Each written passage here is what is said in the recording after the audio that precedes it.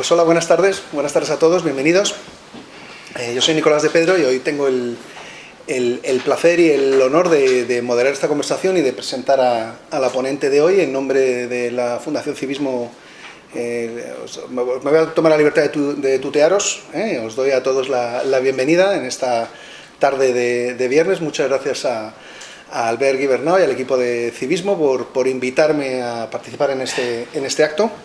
Y voy a pasar a presentar a la ponente de esta tarde que tenemos con nosotros, que es la profesora Belén Becerril, que es una de las voces más autorizadas en España, sin duda, una de las mejores expertas en todo el proceso de integración europeo y desde luego una autora de referencia en todos estos temas.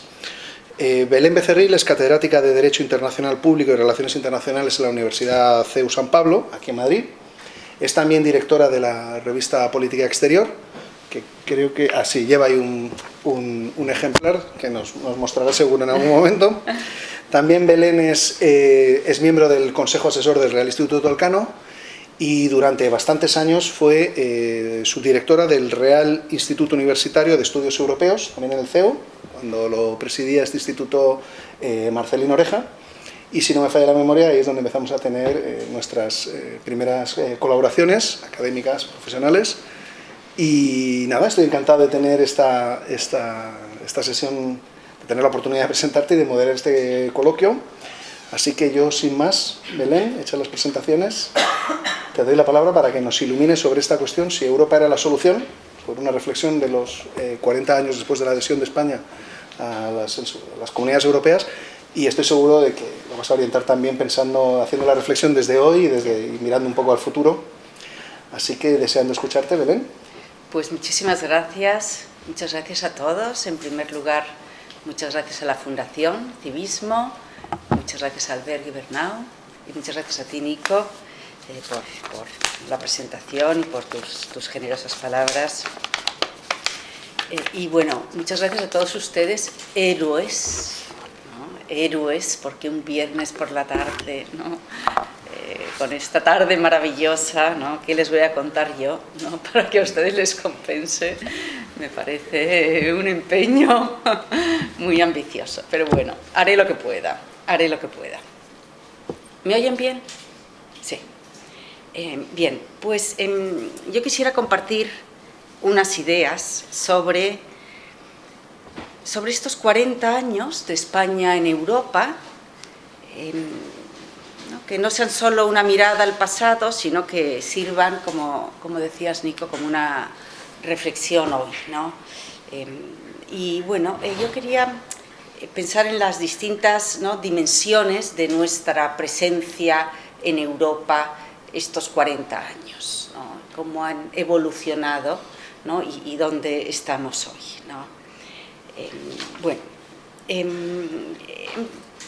Yo quisiera compartir sobre todo 3 ideas fundamentales sobre lo que ha sido, ¿no?, Europa para España y lo que en alguna medida sigue siendo, ¿no?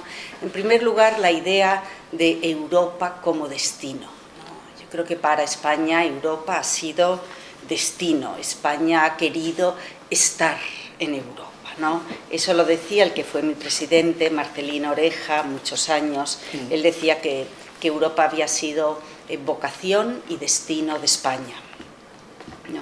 Y luego también, pues decirlo aquí en esta casa y en esta biblioteca, ¿no?, esta preciosa biblioteca, ¿no?, pues es un recuerdo, ¿no?, a Ortega y Gasset, que depositó tantas esperanzas en un futuro europeo para España, ¿no?, y que hablaba de ese deseo de estar en Europa también y ¿no?, de alguna manera europeizar España, ¿no? Y ese temprano europeísmo de Ortega pues dejó una huella muy profunda, ¿no?, que yo creo que sigue presente, ¿no?, cuando pensamos desde España en Europa, ¿no?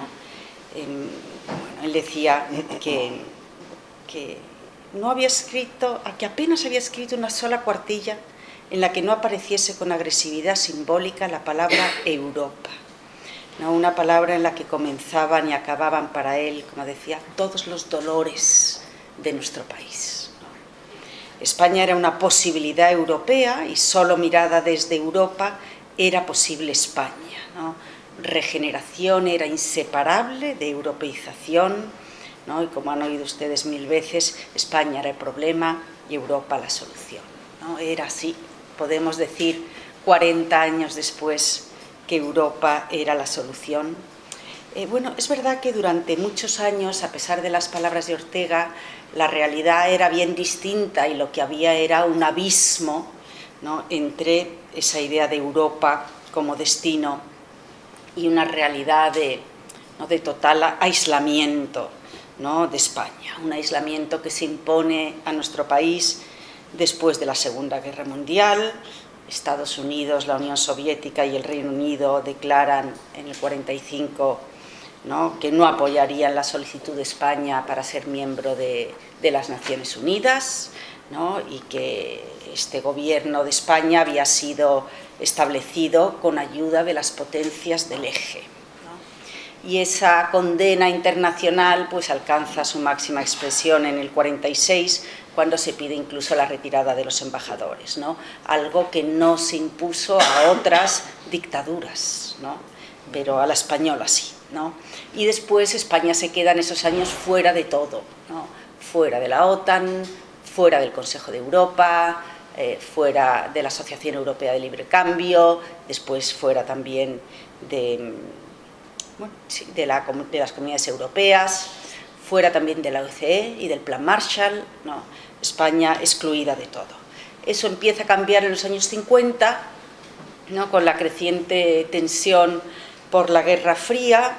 En el año 53, los pactos de Madrid con los Estados Unidos, ¿no?, y España poco a poco se acerca. En el 55, ¿no?, formamos parte por fin de Naciones Unidas, ¿no? ¿Y por qué recuerdo todo esto, ¿no? Porque precisamente por la diferencia, ¿no? Porque a diferencia de Estados Unidos, Europa mantuvo siempre la distancia con el régimen de Franco y nunca dejó de manifestar su disconformidad ni de denunciar su autoritarismo. Entonces aquí hay una diferencia, ¿no?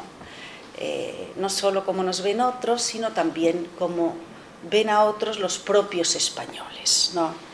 Y eso explica muchas cosas cuando se produce pues la muerte de Franco y la transición política española, ¿no?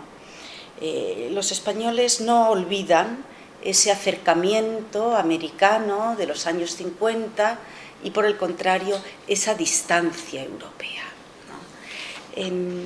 Y eso explica también que los españoles empiecen desde muy pronto a percibir el proyecto europeo, las comunidades europeas, como se decía en esos años, como algo más que un mercado común o después que un mercado interior, sino como un proyecto asociado a unos valores que tienen que ver con la democracia, con el Estado de Derecho, ¿no?, con los derechos fundamentales.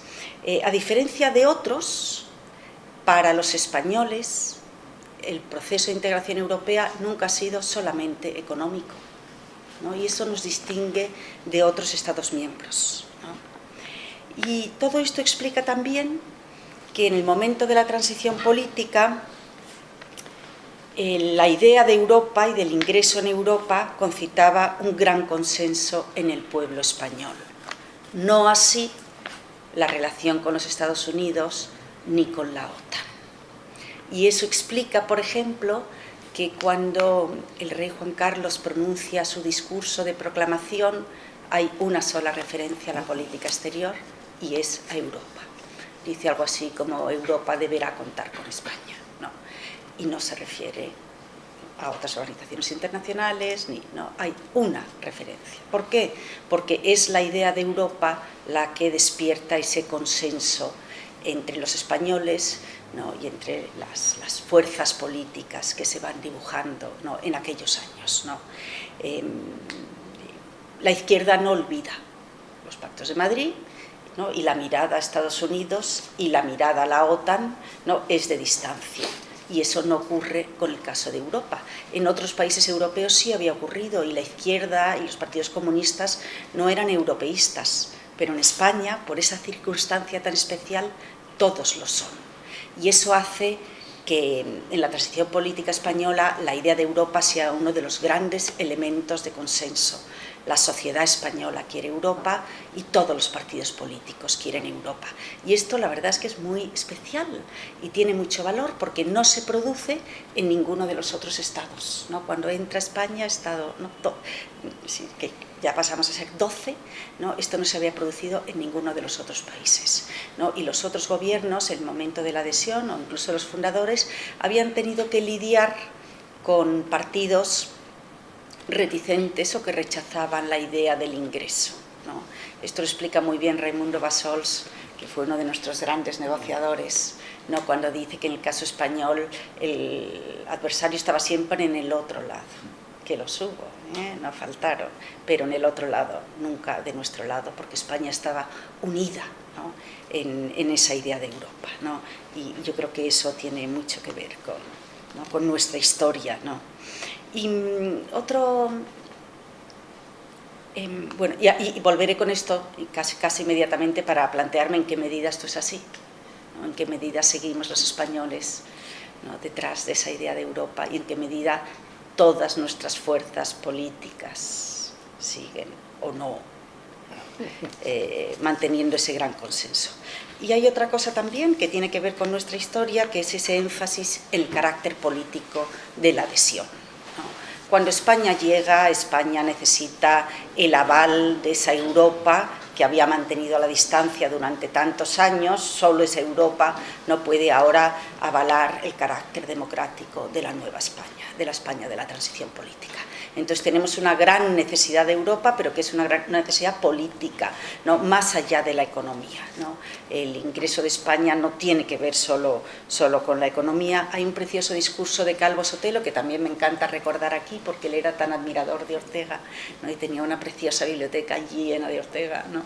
Y él, que además fue el negociador durante muchos años, fue ministro para la negociación con las comunidades europeas, y él en aquellos años pronuncia un precioso discurso en Brujas en el que hace hincapié en esto, en que dice que España llega a Europa, pero es una búsqueda política, no es solo económica, ¿no? Él dice, no es una decisión caprichosa, ¿no? Provocada por un análisis objetivo de intereses materiales. Es un hecho consecuente con nuestra tradición, nuestra cultura, nuestra historia, un reencuentro después de muchos años de alejamiento. Al encontrarse a sí misma y volver a su ser, España debía acercarse a Europa, unir a ella su destino, ¿no? Eso es Calvo Sotelo. Y estas palabras yo también las recuerdo mucho en nuestros días, ¿no? Cuando hay otros Estados miembros que no han compartido, no comparten este énfasis político y que, ¿no? Bueno, algunos de ellos, ¿no? Son los estados de la gran ampliación, la quinta ampliación, la de 2004. Estados de Europa central y oriental que tienen otra visión, ¿no? del proyecto europeo y que entran, pues como hubiera dicho Calvo Sotelo, por un análisis de intereses materiales, pero no compartiendo, ¿no? podríamos decir, ese proyecto político o quizás ese sueño de Schuman, ¿no? Compartiendo, ¿no? Todo eso, ¿no? En cambio, Europa ha sido, como decía Marcelino, vocación y destino de España más allá del saldo neto, ¿no? Más nos vale porque parece que ya somos, ¿no? En las próximas perspectivas financieras, el paquete financiero del presupuesto de la Unión que se empieza a negociar ahora, probablemente España ya sea contribuyente neto, ¿no? Es decir, que aporte más al presupuesto de la Unión de lo que recibe de él, ¿no? Bueno, y entonces este europeísmo, este énfasis político, este sueño de Europa, esta idea compartida de las fuerzas políticas, que nos hizo muy fuertes, ¿no? Por supuesto, en Europa, ¿no? Estar unidos en todo ello. ¿En qué medida ha resistido el paso del tiempo, ¿no? Bueno, ha sufrido, ¿no? Ha sufrido, ¿no?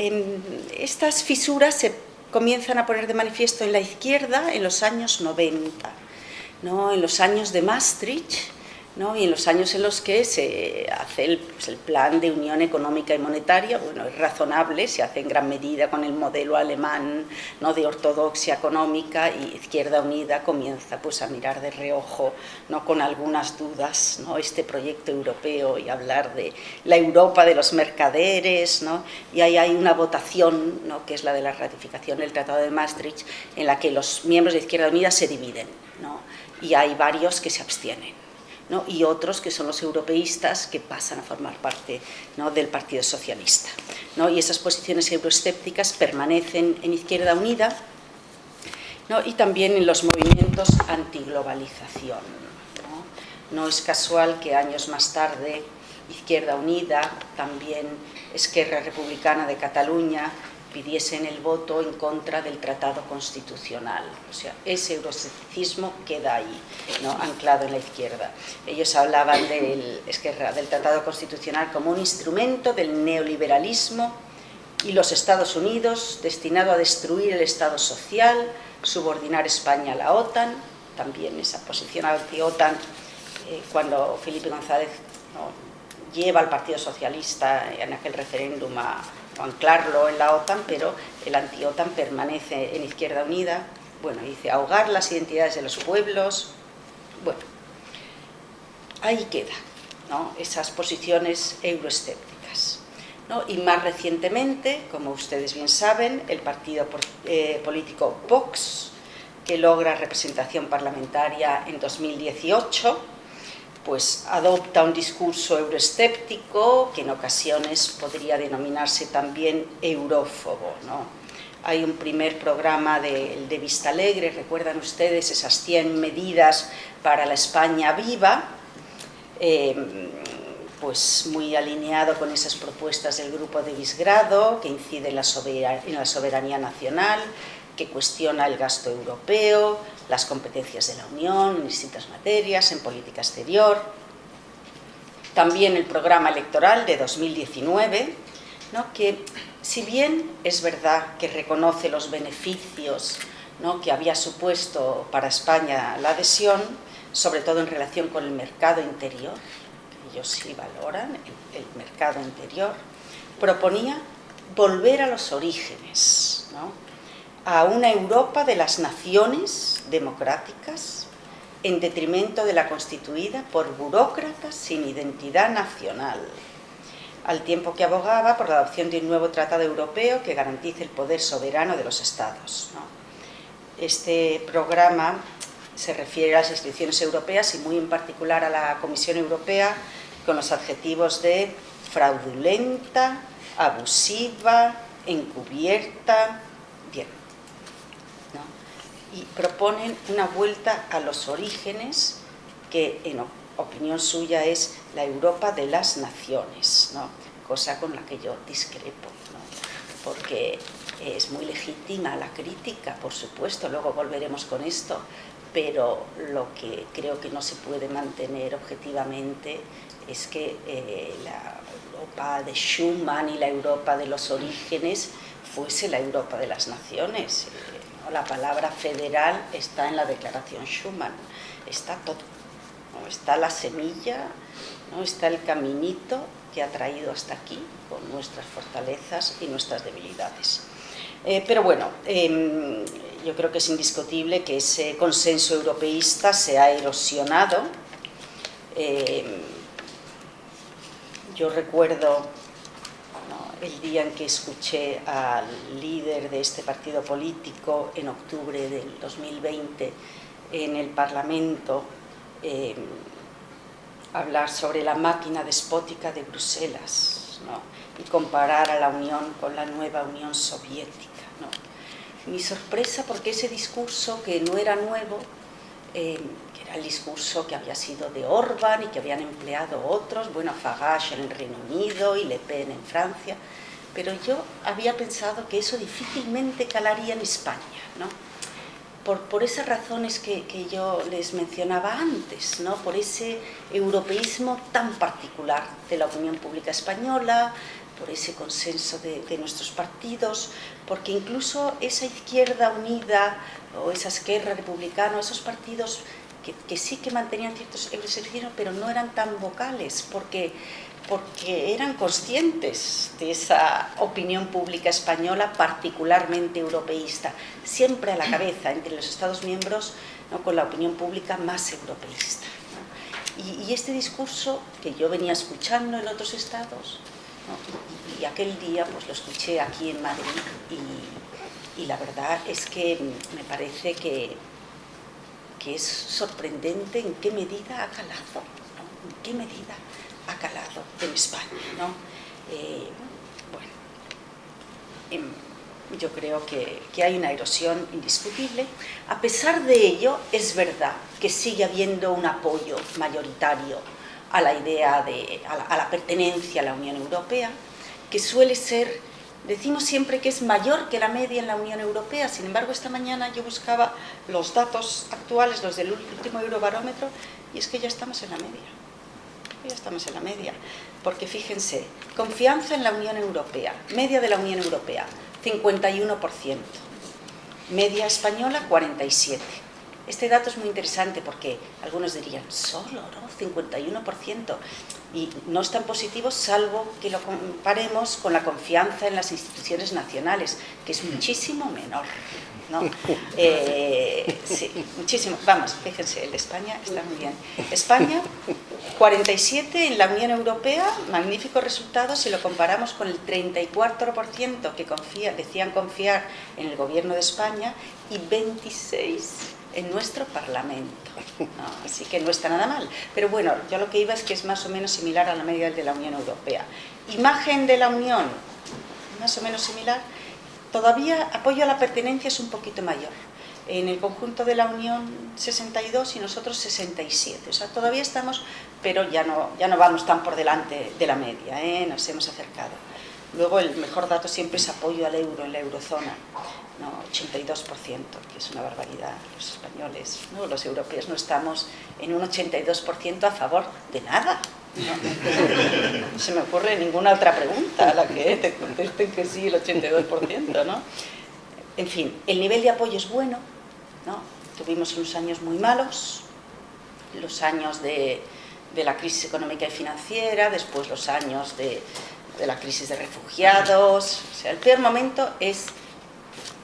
peor año es aquel en el que los británicos tuvieron la feliz idea de convocar ese referéndum, ¿no? Hubiera sido en cualquier otro momento, ¿no?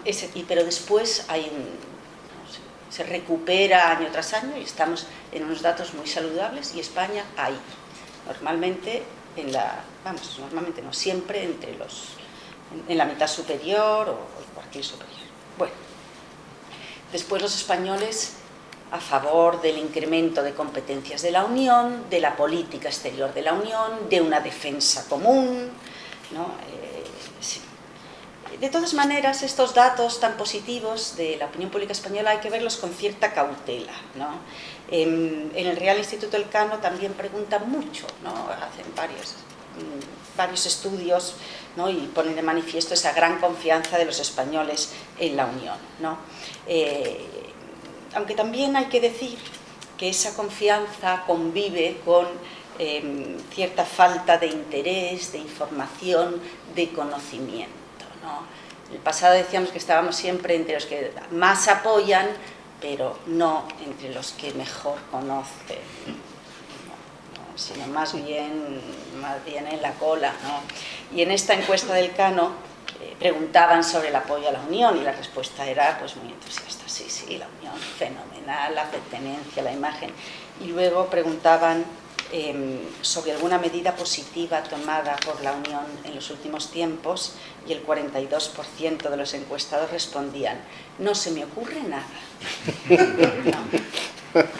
Así que estoy a favor, pero no me pregunte muchos detalles. No, tenemos un escaso conocimiento, ¿no? Solo ustedes, héroes, vienen aquí un viernes por la tarde, ¿no?, a escuchar no unas ideas sobre España y la Unión Europea, ¿no? Pero hay una debilidad. No hay un conocimiento profundo, asentado, y las emociones son siempre coyunturales, son manipulables, ¿no? Y bueno, el apoyo es mayoritario, pero yo creo que es verdad que la base es endeble, que hay una vulnerabilidad, ¿no?, al discurso eurófobo o euroescéptico por esa falta de conocimiento. Y yo creo que esto explica un poco lo que les decía antes, ¿no?, que ese discurso haya aparecido hace, ¿no?, cosa de 7, 8 años y haya aprendido tanto. Eso yo... ¿no?, un comentario más personal, lo veo absolutamente, lo veo con la gente joven, allá donde voy, siempre, ¿no?, hablando de Europa, y hace unos años era tan fácil y tan cómodo y a todo el mundo le parecía estupendo, pero ahora mismo inmediatamente, ¿no? No les cuento ya si se habla en determinados entornos, ¿no? Hace poco me invitaron a la conferencia y yo ignoraba que era un grupo cercano al campo español. No salí muy bien parada de aquello, ¿no? Solo faltaron los tomates, pero no, o sea que realmente ese discurso muy euroescéptico ha aprendido muchísimo. Que, por supuesto, la crítica es más que legítima y más que bienvenida, igual que en todos los Estados miembros, ¿no? La Unión no es perfecta, ni lo será nunca, ¿no? Ni lo son sus políticas, ni lo son sus normas concretas, ¿no? Pero ha habido un cambio en la opinión pública española, es despertado, ¿no? Ese euroescepticismo ha calado y se ha extendido, ¿no?, de manera impresionante, ¿no? Bueno, es un poco sobre el europeísmo español, dónde estaban, ¿no?, cuál es nuestra historia, cómo explica nuestro presente. ¿Cómo vamos de tiempo? Muy bien, vamos bien. ¿Vamos bien? Sí, sí. ¿Quieres? 10, 15 minutos más, sí, tranquilamente, sí. En segundo lugar, o sea, decía, Europa como destino, la idea de estar en Europa. En segundo lugar, Europa ha sido para España proyecto. España ha querido construir Europa, ¿no? Eso lo decía también en ese precioso discurso Calvo Sotelo del 78, decía que nosotros llegábamos para aportar a esa tarea generosamente el rigor de nuestros juristas, el saber de nuestros técnicos, el entusiasmo de nuestros políticos y la ilusión y la esperanza de los españoles, decía Calvo Sotelo. Y eso ha sido así con los distintos gobiernos, ¿no?, que han querido construir Europa. Esto Alemania lo entiende muy bien desde el primer momento. Kohl apoya con entusiasmo y nos ayuda muchísimo a levantar las reticencias de Francia, porque comprende que España llega para construir Europa. Y Helmut Kohl es un gran europeísta, él quiere la integración política, él hará posible después la moneda única, y él comprende, mira España, y ahí hay una alianza interesantísima, ¿verdad?, de ese gran alemán, ¿no?, conservador, ¿no?, y su amigo Felipe González, ¿no?, ese socialista andaluz y ese entendimiento entre ambos, porque yo creo que Kohl ve esa particular necesidad de Europa que tiene España, porque Alemania tiene también una gran necesidad de Europa, ¿no?, por razón de su historia, de su pasado difícil, ¿no? Y Kohl sabe que en España Alemania tendrá un aliado para construir Europa. Y bueno, eso hace posible la adhesión de España, y efectivamente fue así. España llega, aprendemos muy rápido el juego institucional, nuestros mejores diplomáticos en Bruselas, a menudo que tiempos con distintos partidos políticos en el poder en Madrid, se mantienen en la representación permanente, en nuestra embajada en Bruselas. Bueno, España se suma a todo, a la cooperación política, a Schengen, al sistema monetario europeo. España sorprende a Europa cuando el presidente Aznar, ¿no?, logra que estemos en la primera velocidad. Los italianos, que habían dudado inmediatamente, nosotros también, si España entra, no queremos esperar. Después, bueno, España logra, en aquellos años de Felipe González, también aquellos años del presidente Aznar, logra aprender una buena dinámica de conciliar intereses nacionales e intereses europeos, ¿no?, sin ingenuidad, porque la Unión Europea no es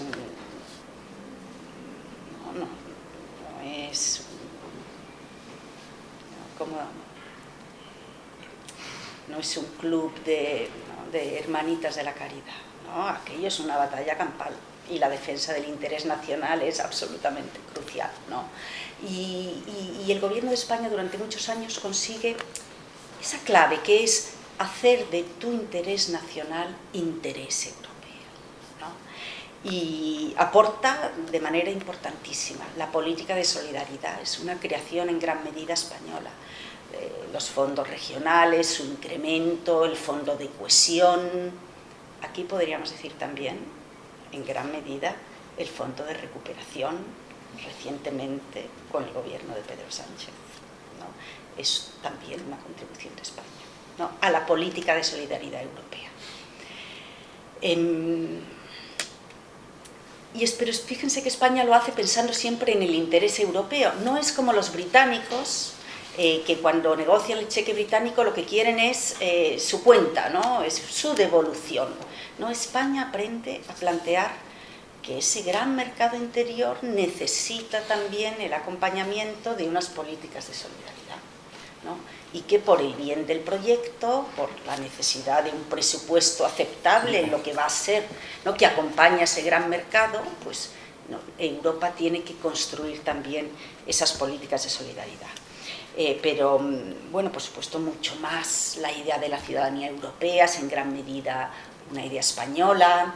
Los años de Aznar son magníficos también para la construcción, para la colaboración en la lucha contra el terrorismo, la orden europea de detención y entrega, ¿no?, esa construcción de ese espacio de libertad, seguridad y justicia es en gran medida también, ¿no?, una contribución de España. España contribuye de manera muy importante también para crear una política exterior común, porque España llega y comprende que para nosotros es fundamental europeizar nuestra política exterior. España, que durante tanto tiempo, ¿no?, ¿qué política exterior tuvimos antes de la transición, ¿no? Entonces, España comprende que para ser relevantes en América Latina, lo que tenemos que hacer es llevar a América Latina a Bruselas y ser capaces de hacer que Europa mire a América Latina, ¿no?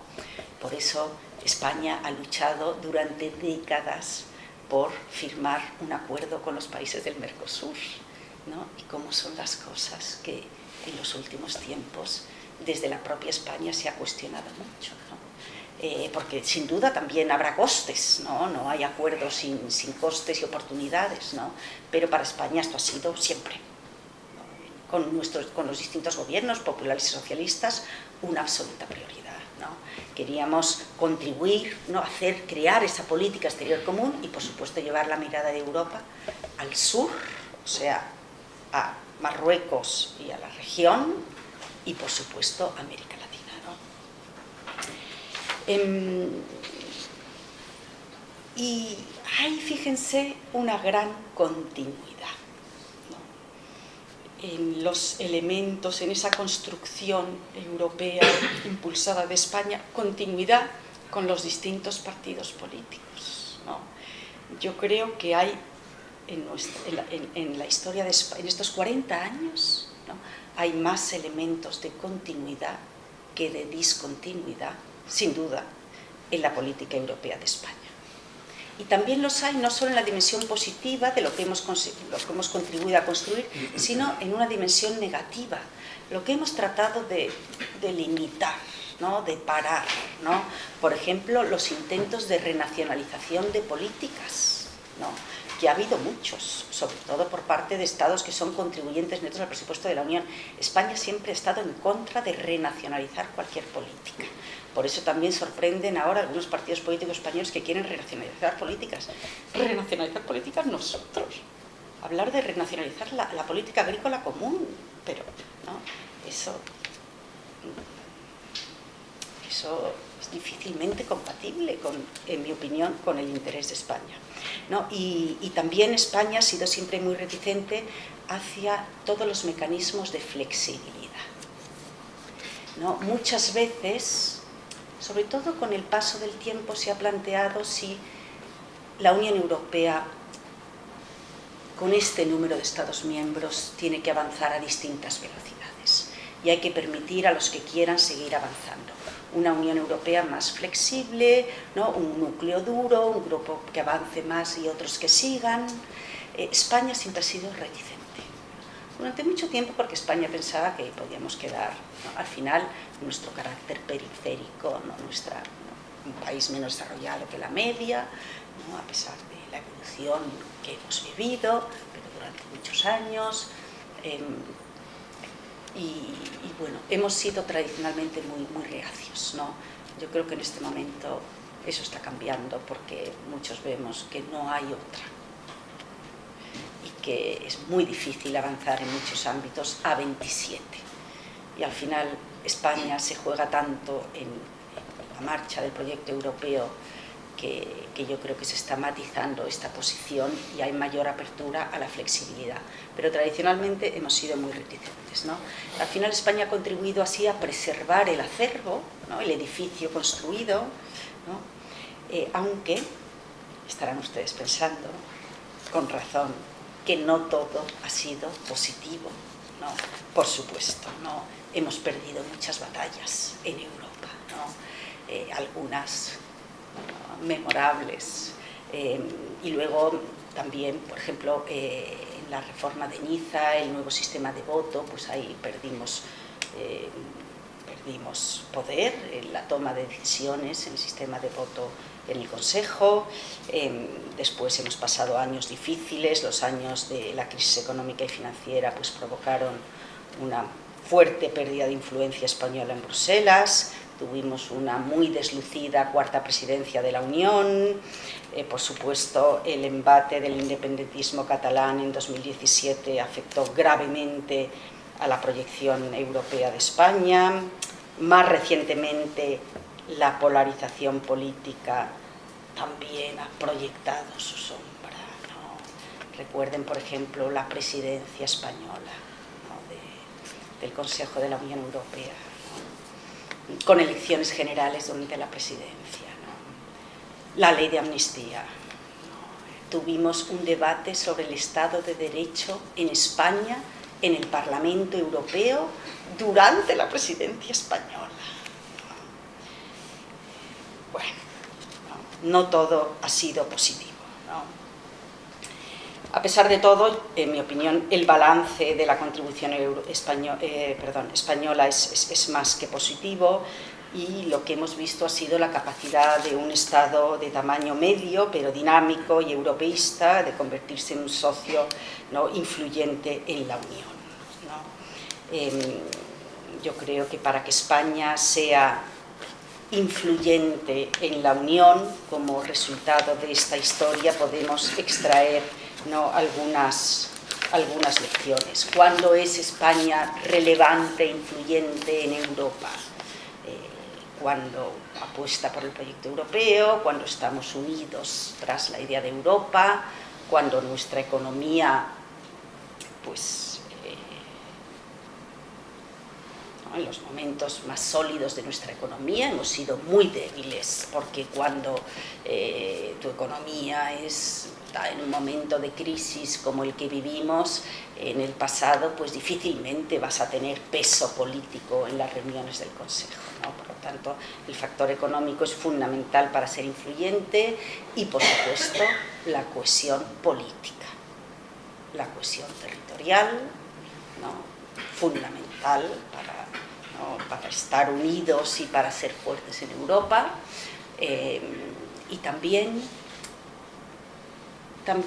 un cierto consenso sobre algunos elementos básicos de la política europea de España. Los grandes partidos no necesitan estar de acuerdo en todo, ¿no? Hay un margen, ¿no?, razonable de discrepancia, pero sí conviene a España, ¿no?, estar de acuerdo en algunos elementos esenciales. En el pasado lo hemos estado, ¿no? Y en algunos momentos yo percibo pues que eso no se está perdiendo, eso se está perdiendo. Yo creo que ahí también hay un cierto deterioro, y esto es muy preocupante en este momento en el que vivimos, ¿no?, afrontamos grandes desafíos en la Unión, ¿no? y en el que además vemos como el centro de gravedad de la Unión se desplaza hacia el este, ¿no?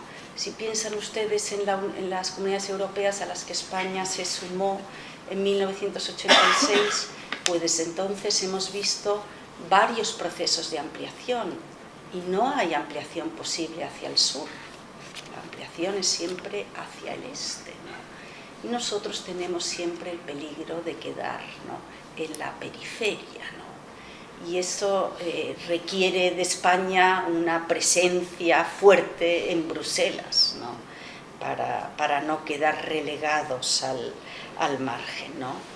Y luego también porque estamos en un momento de grandes retos para la Unión, ¿no? Estamos ante la posibilidad de unas nuevas ampliaciones, ¿no?, un nuevo paquete presupuestario, un momento de redefinición también de las políticas que van a tener financiación europea, ¿no? Y es un momento en el que nos ayudaría a tener, ¿no?, unidas a nuestras fuerzas políticas y una sana, bueno, no solo economía, sino también cohesión de los grandes partidos políticos españoles, ¿no?, y de los ciudadanos, ¿no? Bueno,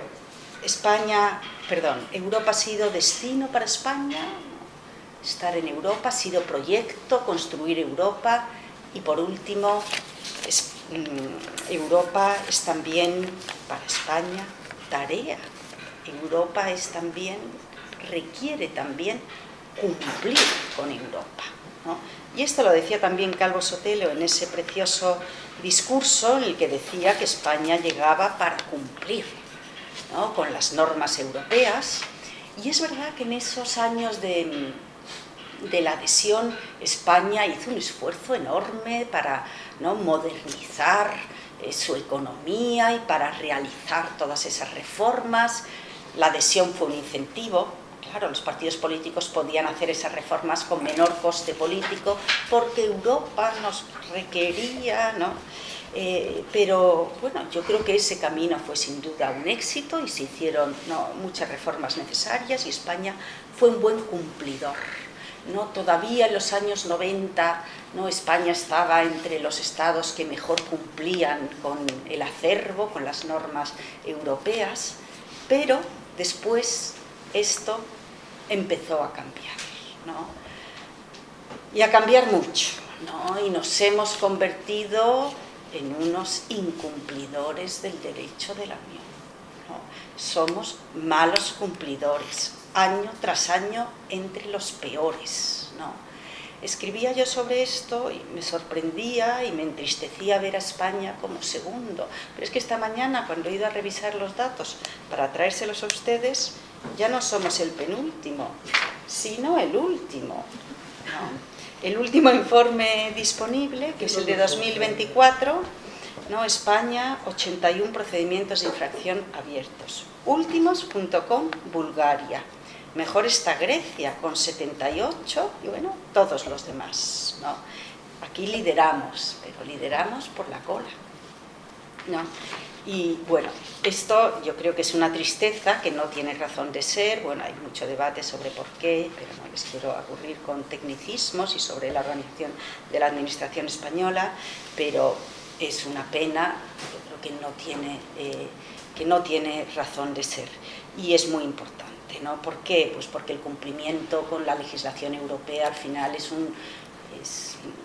un motor que nos asegura, pues, cumplir los estándares europeos, tanto las normativas del mercado interior y la libre circulación, como las normas de protección de los consumidores o las normas medioambientales, bueno, de política económica, ¿no? Y todo eso es una garantía para los ciudadanos, ¿no?, en tantos ámbitos, ¿no? También en otros ámbitos más novedosos, en los que la Unión tradicionalmente tenía muy pocas competencias, pero empieza a tener un papel cada vez más firme.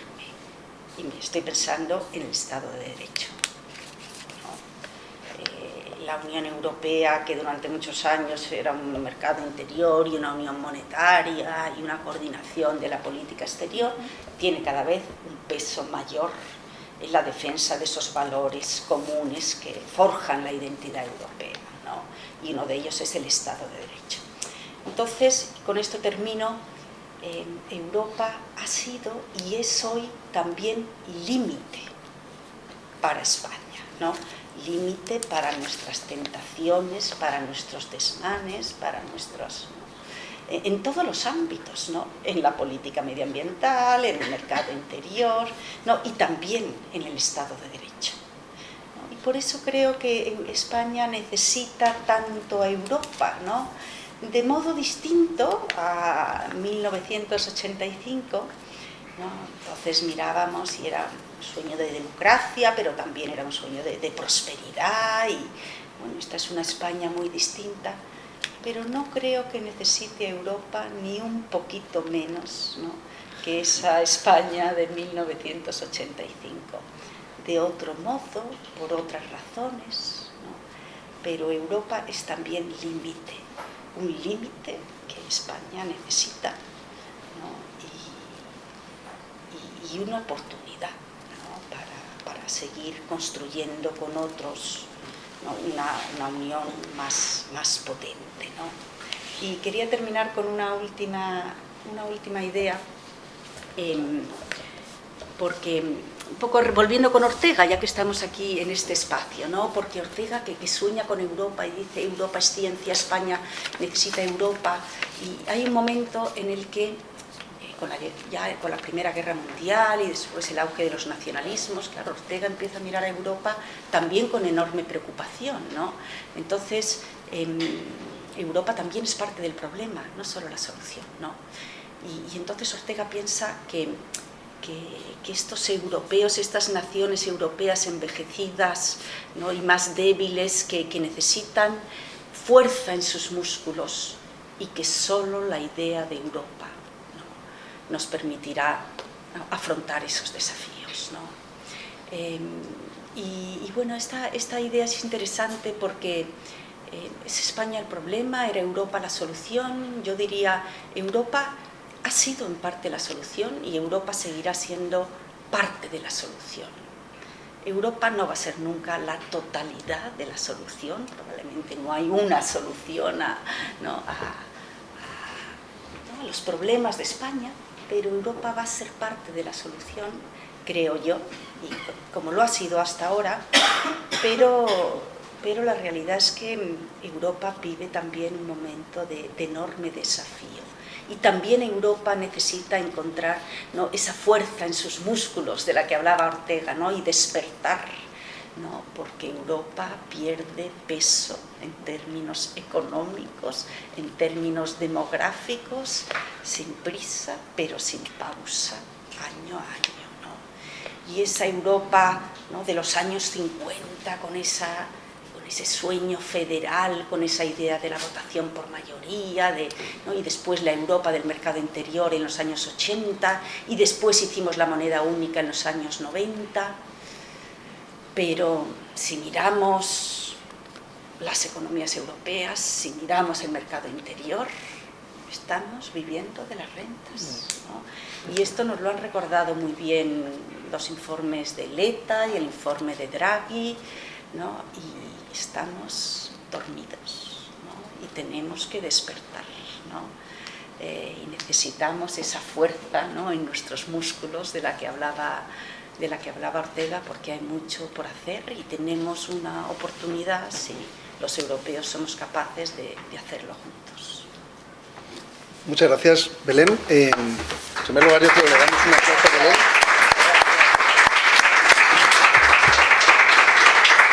Gracias, Belén, por el magnífico recorrido que nos has hecho de todo el proceso de integración española a la Unión Europea y sus diferentes dimensiones. Entonces, yo no quiero abusar de mi papel de moderador. Hace una semana o 2 semanas estuve aquí en la presentación de una revista y estuve dando la lata ahí desde tal. Entonces, si hay alguien también pesado como yo, pues...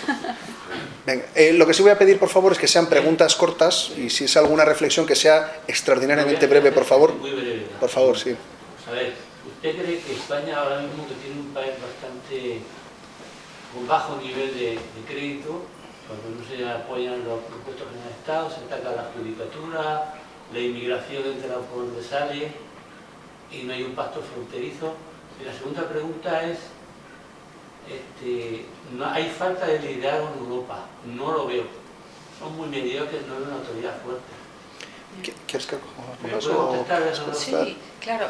Pues mire, yo también creo, como usted, que en los últimos tiempos hemos vivido una erosión de nuestras instituciones y de nuestro Estado de Derecho, ¿no? Y por eso señalaba que creo que aquí también la pertenencia a la Unión es importante, ¿no? Hay mucho que tenemos que hacer nosotros, ¿no? Cada ciudadano, ¿no? Y por supuesto nuestras instituciones, por preservar y cuidar nuestro Estado de Derecho, por poner límites al ejercicio del poder. Europa no nos va a salvar, ¿no? Pero sí es un marco, ¿no? Europa aprueba todos los años en el verano un informe sobre el Estado de Derecho, ¿no? Donde nos dice muchas cosas, ¿no? Sobre, por ejemplo, sobre la regulación del lobby, o más bien su ausencia, ¿no? Y sobre la corrupción, ¿no? Y nos dice muchas cosas sobre el Consejo General del Poder Judicial y la necesidad de reformarlo, ¿no? Y nos ha dicho bastantes cosas sobre la ley de amnistía, ¿no? Y también yo creo que se han parado algunos golpes, ¿no? Pero al final hay muchas competencias que son del Estado español y no de la Unión Europea, y en esta materia en particular las competencias de la Unión son limitadas. Esto es un camino que estamos construyendo, ¿no? Y bueno, yo creo que es un sostén, pero la responsabilidad, la gran lucha por nuestro Estado de Derecho tiene que venir de la sociedad española. Y su segunda pregunta... Sobre los liderazgos. Hay un factor de liderazgo fuerte en Europa. Hay mucha mediocridad y no hay una coordinación fuerte. Yo la veo muy pobre. Yo no hay líderes como Adenauer, no lo veo. No lo veo líderes. Yo coincido con usted porque yo también pienso que, ¿no? Yo también soy muy admiradora de Adenauer y ¿no? Y miramos para atrás, y Helmut Kohl y bueno, y tantos líderes también españoles. Y es, ¿no? Una tentación mirar a los líderes del pasado pero yo tampoco soy excesivamente pesimista. Yo también veo líderes europeos, por ejemplo, Alexander Stubb, el primer ministro de Finlandia, que está asumiendo un papel relevante recientemente y que yo creo que tiene un futuro europeo. Miro al presidente Macron y pienso que es un convencido europeísta que ha hecho muchas cosas durante estos años. Bueno, de todo hay, ¿no? Comprendo su comentario. Perdona, que quería hacer... Sí, no, yo una pregunta muy breve. Quería preguntarte por defensa europea, por lanzarte los titulares y que comentes. Defensa europea, Ucrania. ¿Qué podemos aprender de esos dos contextos y de lo que está sucediendo en un mundo donde también nuestra defensa se está viendo cuestionada? Comprendo. Pues fíjense, yo creo que uno de los problemas de la Unión y de esa cierta desafección y de ese euroscepticismo creciente que hemos visto en los últimos tiempos tiene que ver con el desequilibrio que existe entre las capacidades que tiene la Unión y las expectativas que tenemos nosotros. Nosotros queremos que Europa resuelva los problemas, lo resuelva todo. En realidad los ciudadanos miran a la Unión Europea como si fuese una federación que lo pudiese todo en todas las áreas, pero no es así. La Unión Europea tiene unas competencias muy limitadas, ¿no? Y eso explica esa frustración, porque la Unión Europea en política exterior es que la Unión Europea en política exterior es un mero espacio de coordinación en la que los 27 se sienten, discuten y ven si hay un acuerdo, pero no se adopta una declaración y no se mueve una coma sin la unanimidad de los 27. Eso es lo mismo que decir que carecemos de una política exterior, ¿no? No la tenemos, y lo mismo pasa en el ámbito de la defensa. La defensa es una competencia de los Estados, la política exterior es una competencia de los Estados, la salud pública es una competencia de los Estados, la educación también lo es, ¿no? Dicho esto, o sea, que yo creo que hay que decir a los ciudadanos, no esperen ustedes mucho. Si queremos más, hay que cambiar los tratados, hay que atribuir competencias a la Unión, hay que votar por mayoría cualificada. Los ciudadanos europeos quieren abrumadoramente política exterior común, política de defensa común. Los gobiernos no. Necesitas acuerdo de los 27 gobiernos para dar esos pasos. Sí, no, perdón. Bueno, si no, luego volvemos con esto. Perdón, estaba antes el señor, después usted. No, espera un segundo. Primero hacía referencia a la falta de músculo de la Comunidad Económica Europea. Me gustaría oír sus comentarios o sus ideas sobre que, en mi opinión, esa falta de músculo nos la estamos provocando nosotros mismos con ese exceso de regulación que estamos teniendo en todos los niveles, pero a nivel económico, a nivel, digamos, de gestión, es abrumador. Ya. ¿Qué opinión tiene usted? Pues mire, yo estoy bastante de acuerdo, o sea, yo creo que ha habido excesos, ¿no? Creo que hay que tener cuidado ahora en el proceso de simplificación, porque también hay muchos intereses generales que hay que salvaguardar. Pero yo soy una convencida defensora del sistema institucional europeo. Yo creo que esta Europa frágil, si tiene una oportunidad, es unida, y que lo que tiene valor es el sistema institucional, es decir, unas reglas del juego aceptadas por todos, en el que con un Parlamento Europeo con un número de diputados por Estado, un Consejo con un sistema de voto por mayoría, una Comisión que busca el interés general y un Tribunal de Justicia que obliga a cumplir lo pactado. Eso, que no existe en el mundo, es absolutamente extraordinario y es nuestra tabla de salvación. Dicho esto, las políticas de la Unión Europea, las normas aprobadas en la Unión, no es que se puedan criticar, es que se deben criticar, pero ¿quién nos iba a decir que todas las normas iban a ser magníficas, todas las decisiones buenas y todos los políticos extraordinarios, honrados y atinados? Por supuesto que no, y por supuesto que nos hemos equivocado. Y yo creo que su opinión es la que comparte hoy gran parte del Parlamento Europeo, desde luego la Comisión Europea, la presidenta de la Comisión, que solo habla de simplificación, porque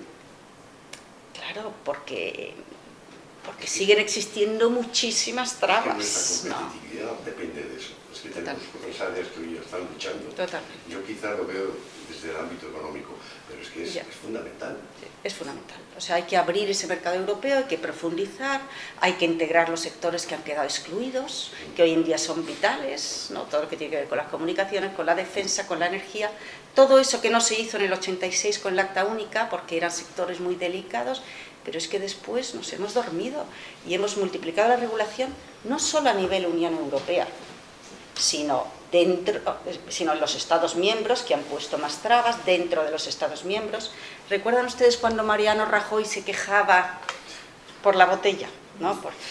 Yo hubiera querido explicarle que en realidad lo único importante es que haya una norma de botella, ¿no? Para los 27 Estados miembros, para el conjunto de la Unión. Y luego unas instituciones donde se decida si lo apropiado es que el tapón cuelgue o no lo haga. Yo no estoy tampoco dispuesta a morir por el tapón de la botella de agua, quiero decir. Que claro que a lo mejor es una idea nefasta, ¿no? Es muy incómodo, pero sospecho que es muy bueno que se recicle con la botella, ¿no? Pero esa era la lógica del mercado interior, una norma que permita a cualquier compañía fabricar cualquier botella de agua y ponerla en todo el mercado de la Unión. Y no lo estamos garantizando. ¿Usted? Sí, primero, muchas gracias, me encantado. Mi pregunta iba justamente en la línea del caballero y creo que ya la has contestado. Es decir, parece que la profundización en las competencias de la Unión Europea es una tendencia natural de las instituciones. Por otra parte, en cuanto a la hiperregularización, ¿realmente la Unión Europea es culpable de una hiperregularización o es precisamente lo que evita que haya una fragmentación legislativa aún mayor? Sí. Yo creo que, que el problema está en que hemos legislado a distintos niveles, ¿no? En España tenemos un mercado interior. En fin, pero que eso también es compatible con que las normas que se hayan aprobado a nivel de la Unión Europea pues hayan sido excesivas o hayan requerido demasiado de nuestras empresas y no hayamos garantizado que son competitivas a nivel global también, o que les hayamos sumido en un mundo de compliance y de... ¿no? Yo tiendo a sospechar que eso, ¿no? Y esto, como todo en la vida, desde mi experiencia personal en la universidad, estamos todo el día con, ¿no?, la burocracia, el papel, el no sé qué, ¿no? Amigos del sector financiero, los departamentos de compliance, ¿no? Si fuésemos capaces de encontrar un buen equilibrio, al final una tensión, ¿no?, entre salvaguardar unos estándares y unos intereses generales y velar por nuestras empresas y nuestro crecimiento económico. Es que... A lo mejor deberíamos empezar con nuestras comunidades, porque también tiene narices la cosa. Bueno, yo quería hacer algunas preguntas, pero como veo que hay varias manos, de paso quiero agradecerte que hayas pasado tú en tu pregunta anterior, porque si no había sido yo el único que había empleado el tú en la sesión. Ah, sí, sí, no, al contrario, no, ella, o sea que al revés estaba haciendo yo. Jorge, no, sí, dale, Jorge. Sí. Bueno, una pregunta, Belén, era sobre qué puede plantear España como soluciones para el proceso de adhesión, por ejemplo, hacia el este, ¿no? En el sentido, por ejemplo, el otro día escuchábamos que Merz sí que tiene una idea, ¿no?, de encontrar como un instrumento que incorpore a Ucrania a ciertos niveles dentro de la Unión Europea, pero lo excluya de otros, ¿no? Es como unos 27 más X, ¿no?, que se puede aplicar para Ucrania, Moldavia y otros. ¿Cómo puede influir España en ese proceso? ¿Qué ideas crees que podría introducir? Que sean también partiendo de su propia experiencia, pero evidentemente... Pues ese es un tema ¿no?, importantísimo ahora, y esto en el pasado ya se ha planteado otras veces. En el pasado la Unión también en algunos momentos se planteó si había una alternativa a la adhesión total, ¿no? Y al final los estados candidatos nunca han querido. Claro. Los estados candidatos había... Sí, claro. Y entonces en el pasado esas ideas pues no terminaron de cuajar. Es verdad que ahora se recogen con más fuerza, y yo creo que el caso en el que todos estamos pensando es el de Ucrania, ¿no? Y un poco el debate en torno a esto también, y sobre todo a los países de los Balcanes, que son los que se espera que, ¿no?, algunos de ellos, quizás Montenegro, quizás Albania, pudiesen entrar antes. Yo creo que la posición de España y de nuestro gobierno es que no puede haber una nueva ampliación sin una reforma, y yo estoy muy de acuerdo. No porque no quiera la ampliación, sino porque ya tenemos, o sea, ese sistema institucional, que es lo más valioso que tiene la Unión, está absolutamente al límite, porque los casos de unanimidad son demasiados. No es solo política exterior o defensa, es que todo el tratado está trufado de unanimidades. La lengua, lo dejo caer, porque en España todo esto del tema de la lengua hemos visto muy bien lo que significa la unanimidad.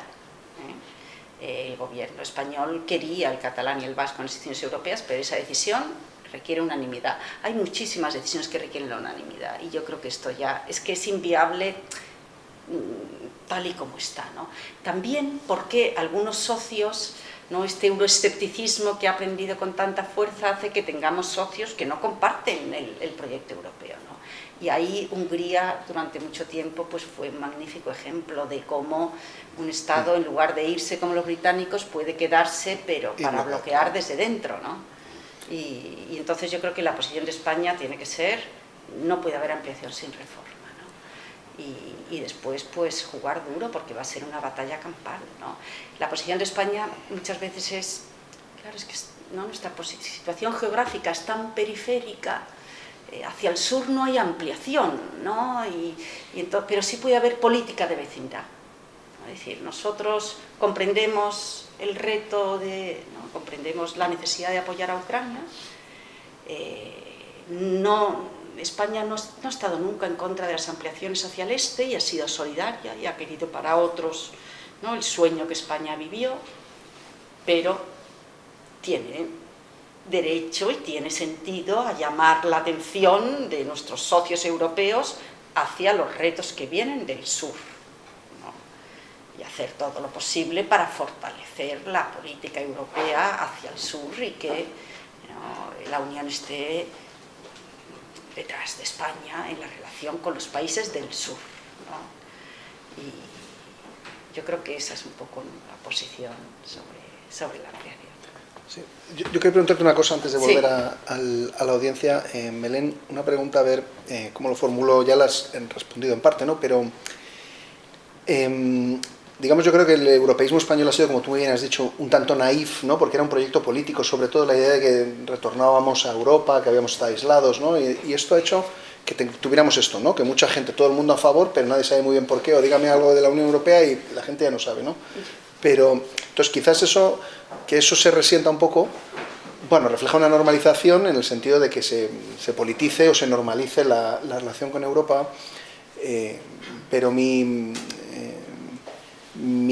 temor, o sea, yo creo, ¿no? Me gustaría conocer tu opinión, es que en España necesitamos abordar también la Unión Europea con más realismo, ¿no? O sea, yo creo que esta defensa de los intereses nacionales, ¿no? en Europa o meter los intereses de España en la agenda europea.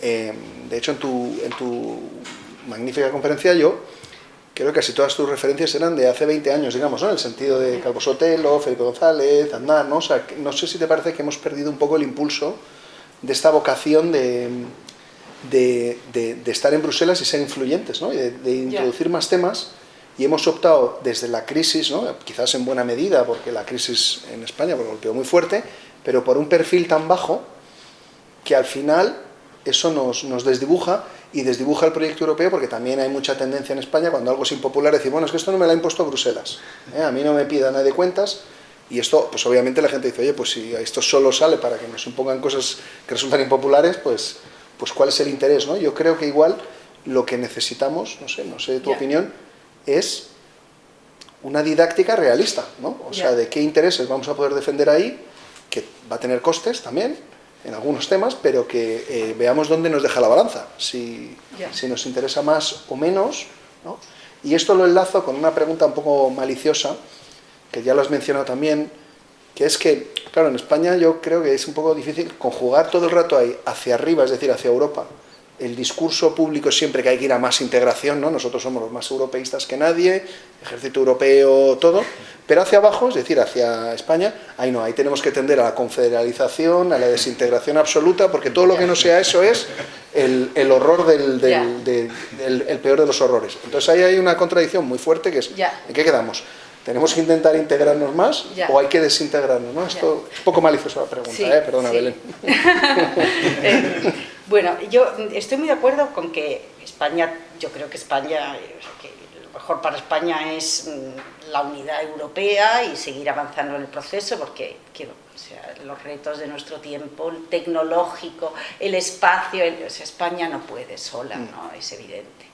Difícilmente podemos juntos, hay muchas partidas que ya difícilmente vamos a poder librar con éxito, pero por supuesto también creo que hay que hacer una defensa muy potente de los intereses nacionales, porque si no te comen, ¿no? Eso sin lugar a dudas. Es verdad que podemos mirar, ¿no? El pasado, los años de Felipe González, los años de Aznar, ¿no? Sobre todo los primeros años, ¿no? Y pensar que España era, y es verdad que fueron muy buenos años, ¿no? También es verdad que la Unión ha cambiado. ¿Por qué? Porque el proceso de ampliación ha transformado a la Unión, y tampoco podemos soñar con ese, ¿no? Cuenta Elorza que Felipe González se sentaba en los consejos europeos y decía, yo no, y me fumo un puro. Y se fumaba un puro, y vetaba ¿no? Y Aznar también fumaba puros y también vetaba las decisiones, pero claro, era otra Unión Europea, ¿no? Entonces, el peso no es el mismo.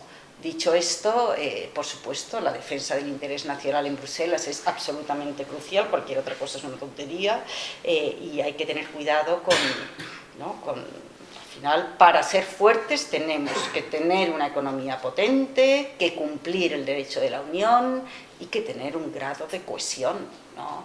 Cuando tenemos una batalla territorial campal, ¿no?